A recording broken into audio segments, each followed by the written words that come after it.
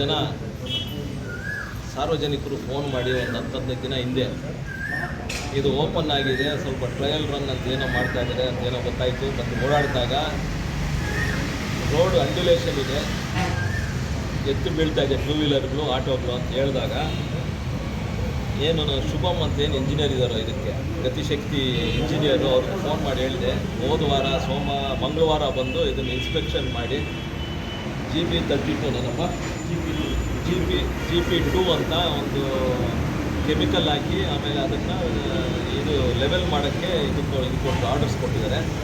ಗುರುವಾರ ಮತ್ತು ಶುಕ್ರವಾರ ಅದನ್ನು ಕಾಂಟ್ರಾಕ್ಟ್ರು ಕಂಪ್ಲೀಟ್ ಮಾಡಿದ್ದೇನೆ. ಅದಕ್ಕೊಂದು ವಾರ ದಿನ ಅದನ್ನು ಕ್ಯೂರಿಂಗ್ ಮಾಡಬೇಕು ಅಂತ ಇದ್ದಾಗ ಇವತ್ತು ಬೆಳಿಗ್ಗೆ ನಮ್ಮ ಮುನ್ಸಿಪಾಲ್ಟಿ JCB ಮತ್ತು ಪೊಲೀಸವರು ಮತ್ತು ಏನೋ ಹೋಗಿ ಅಲ್ಲಿ ತೆರವುಗೊಳಿಸಿದ್ದಾರೆ.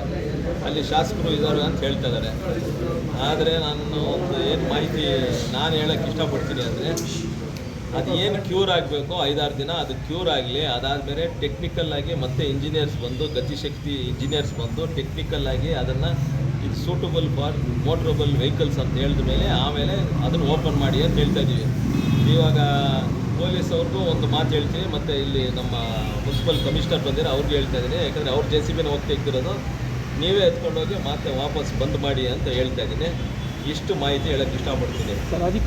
ಅವರು ಏನೋ ಒಂದು ಇದಕ್ಕೂ ಮಾಡಿದಾರೋ, ಈ LC 166ನ ಏನು ಒಂದು ಫ್ಲೈಓವರ್ ಮಾಡಬೇಕಂತಿದ್ರು, ನಮ್ಮ ಹಿಂದಿನ ಸಂಸದರು ಮುನ್ಸ್ವಾಮಿ ಅವರು ಅದಕ್ಕೆ ಚಾಲನೆ ನೀಡಿ ಅದನ್ನು ಇದು ಮಾಡಿದರು. ಜನಕ್ಕೆ ಉಪಯೋಗ ಆಗಬೇಕು ಅಂತ ನಾವು ಕೆಲಸ ಮಾಡ್ತಾಯಿದ್ದೀವಿ. NDA ಸರ್ಕಾರ ನಾವೇನು ಅವ್ರಿಗೆ ಕಷ್ಟ ಕೊಡಬೇಕು ಅಂತಲ್ಲ. ಏನು ಹೆಚ್ಚು ಕಡಿಮೆ ಆಯಿತು ಅಂತ ಇದೇ ನಮ್ಮ ಕಾಂಗ್ರೆಸ್ ಮುಖಂಡರು ಒಂದಷ್ಟು ಜನ ಫೋನ್ ಮಾಡಿದರು, BJP ಮುಖಂಡರು, ನಮ್ಮ ಹುಡುಗರು ಎಲ್ಲ ಫೋನ್ ಮಾಡಿದಾಗ ಏನು ಎದ್ದು ಬೀಳ್ತಾ ಇದೆ, ಸ್ವಲ್ಪ ಬಂಪಿ ರೋಡ್ ಅಂತಾಗಿದೆ, ಟೂ ವೀಲರ್ಸ್ ಹೋದಾಗ ಎದ್ದು ಬೀಳ್ತಾ ಇದೆ ಅಂತ ಹೇಳಿದಾಗ ಅದನ್ನು ಮತ್ತೆ ನಾನು ಇದು ಮಾಡಿದ್ದಕ್ಕೆ ಇದು ಬಂದು ಮಾಡಿರೋದು. ಏನು ಒಂದು ಸತಿ ಓಪನ್ ಮಾಡಿಬಿಟ್ಟೆ ಟ್ರಾಫಿಕ್, ಮತ್ತೆ ಅದನ್ನು ರಿಪೇರಿ ಮಾಡೋಕ್ಕಾಗಲ್ಲ.